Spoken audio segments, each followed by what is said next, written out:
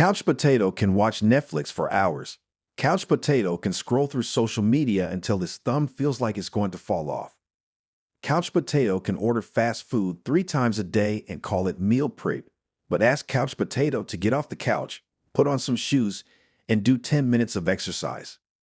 Suddenly, couch potato acts like it's being asked to climb Mount Everest in flip-flops. Couch potato promises to work out tomorrow, but tomorrow never comes. Instead, couch potato finds himself pacing the fridge, trying to convince himself that organizing his snack drawer counts as productivity. Here's the paradox. Couch potato knows deep down that exercising, eating healthy, and moving more will make him feel better, live longer, and maybe even look a little less like a human-shaped potato. But he still prefers the couch. Why? Why do some people get up at 5 a.m. and crush workouts, while couch potato can't even get off the couch at 3 p.m.? And more importantly, is there a way to trick the couch potato brain into liking exercise? Let's break it down. And hey, if you're ready to level up your health, don't forget to hit that subscribe button. You know the drill. Join the Couch Potato crew for more tips that'll help you crush your goals. The dopamine dilemma. The answer starts with a chemical that's like a tiny party animal inside your brain. That chemical is called dopamine. You've probably heard of it. People call it the pleasure molecule or the happiness chemical, but that's only half right. Dopamine doesn't make couch potato feel pleasure. It makes couch potato want. It's the craving chemical. Dopamine is like that little voice in the back of your head, whispering, "You deserve a reward. You deserve another episode of that show." Dopamine isn't about feeling good in the moment. It's about wanting to feel good, and it drives you to chase that good feeling. The crazy part? You don't even have to have the thing you want, in this case, the couch, chips, or your favorite show, to start feeling that rush. Just the thought of it gets your brain firing on all cylinders. Dopamine is the invisible carrot dangling in front of your face, and no matter how many times you've already eaten it, your brain will keep chasing. So when you're thinking about exercising or eating a salad, but your mind is like, "I could just have one more snack," that's dopamine doing its thing. Rats and the dopamine test. Want to see how powerful dopamine is? Let's talk about rats. No, not the kind you find in your kitchen, but the lab rats used in experiments. In one famous study, scientists gave rats a lever.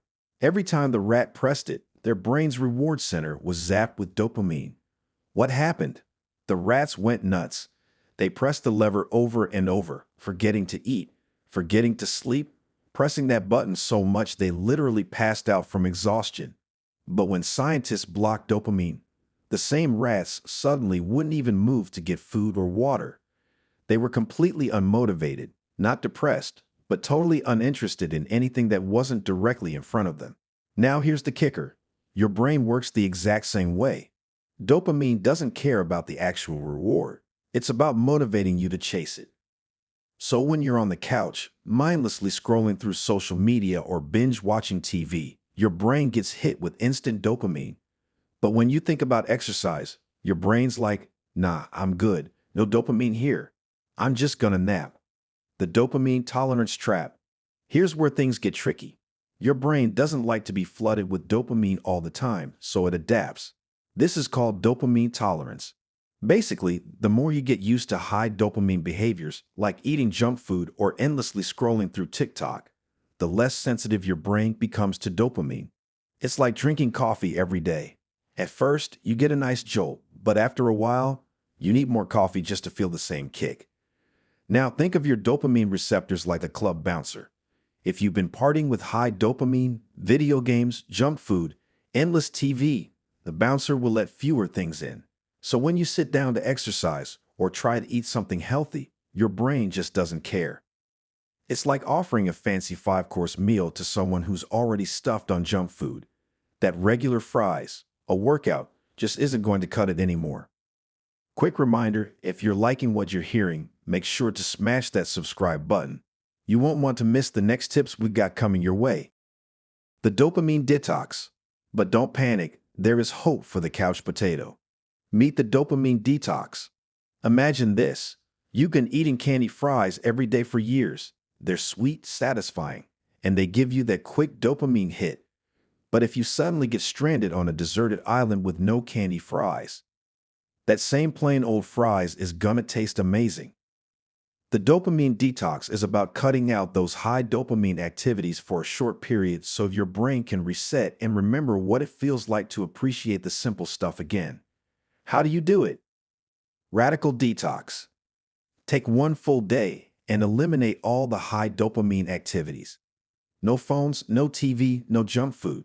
Just sit with your boredom. It might feel awful at first, but by the end of the day, suddenly doing something like reading a book or even going for a walk will feel like a treat. Light detox. If a full day sounds too extreme, try a lighter approach. One day a week, take a break from one high dopamine behavior.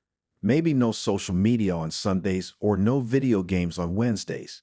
It's like a mini reset to help your brain recalibrate. Reward yourself like a pro. Now, you're thinking, that sounds good and all, but I still hate exercise. What's next? Here's the secret. Reward yourself, but don't reward yourself before the work. Reward yourself after. It's all about changing the order of things. Couch potato, if you start your day by scrolling through Instagram or playing games, you've already maxed out your dopamine for the day.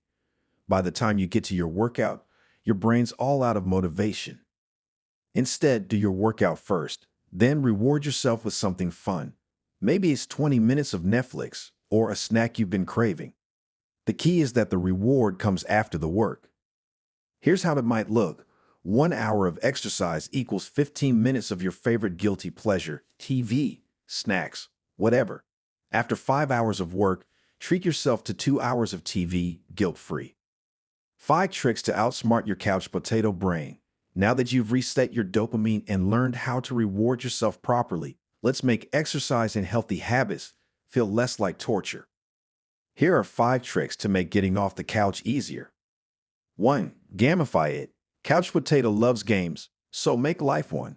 Break your task into levels and score points. 1 lap around the block equals 10 points. Finish a workout equals 50 points. Keep a checklist and give yourself rewards for completing tasks. 2. Start small. Couch potato doesn't want to climb a mountain. But what about a few steps? Tell yourself you'll only work out for 5 minutes. Once you start, you'll probably want to keep going. 3. Instant fries. After finishing a task, treat yourself to a mini reward. 1 page written equals a snack. 20 push-ups equals 10 minutes of TV. Quick rewards will keep you motivated. 4. Couch potato squad. Motivation is easier with friends. Find an exercise buddy or join a group. Suddenly, you won't want to be the lazy one of the bunch. 5. Identity shift. Couch potato, if you keep telling yourself, I'm lazy, you'll stay lazy. But if you start thinking, I'm someone who works out, you'll start acting like it. Your behavior follows your belief. At the end of the day, dopamine isn't the enemy. It's the reason you get up in the morning. It's the reason you want to do cool things. The trick is making sure your dopamine is going to the right things. The real question is, where are you getting your dopamine? Is it from endless scrolling, junk food, and lazy habits? Or is it from growing, improving, and becoming the best version of yourself? You don't need to banish dopamine. You just need to get smarter about it. And once you do, those hard things won't feel so bad after all. So the next time you find yourself on the couch, staring at your to-do list, remember, it's not about forcing yourself into motivation. It's about outsmarting your couch potato brain. The only question is, which fries are you gonna choose? And hey, don't forget to like this video. Toss me a subscribe.